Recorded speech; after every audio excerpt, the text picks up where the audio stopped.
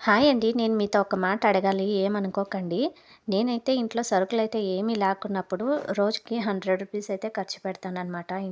టిఫన్‌కి, భోజనానికి, మధ్యాహ్నం లంచ్‌కి. మీరు ఎంతమంది ఇలా ఖర్చు పెడతారో నాకు కామెంట్ చేయండి. మా ఆయనేమో నీకు రూ. 100 ఇచ్చినాను కదా! రూ. 100 ఇచ్చినాను కదా! రూ. 100 ఏమి అయిపోయిందా నీకి ఒక్క రోజుకి అని మా ఆయన అంటున్నాడనమాట. అది ఇంట్లో ఏమీ లేకున్నప్పుడు అన్నీ రూ. 10 తీసుకున్నా కూడా రూ. 100 అయిపోతుంది కదండీ! మామూలుగా బియ్యం తప్పితే ఇంకా వేరే వంటకు కావాల్సిన, కూరలకు కావాల్సిన తరకారీ గానీ, ఐటెమ్స్ కానీ ఏమీ ఉండవనమాట. అన్నీ ప్యాకెట్స్‌లో ఒక రూ. 5 ప్యాకెట్స్ తెచ్చుకొని, ఇంకా కూరగాయలంట అవి ఇవి అన్నీ తెచ్చుకొని, అన్నీ రూ. 10 కనుక్కున్నా కూడా, ఇంకా రూ. 100 అయితే అయిపోతుంది కదండీ! ఈజీగా అయిపోతుందనమాట. మీకు కూడా ఇలాగే జరుగుతుందా? నాకు కామెంట్ చేయండి. లేకపోతే నేనే ఎక్కువ ఏమన్నా ఖర్చు పెట్టేస్తున్నానా? రూ. 100 అయ్యలేదా అని నాకే డౌట్ వస్తుందనమాట.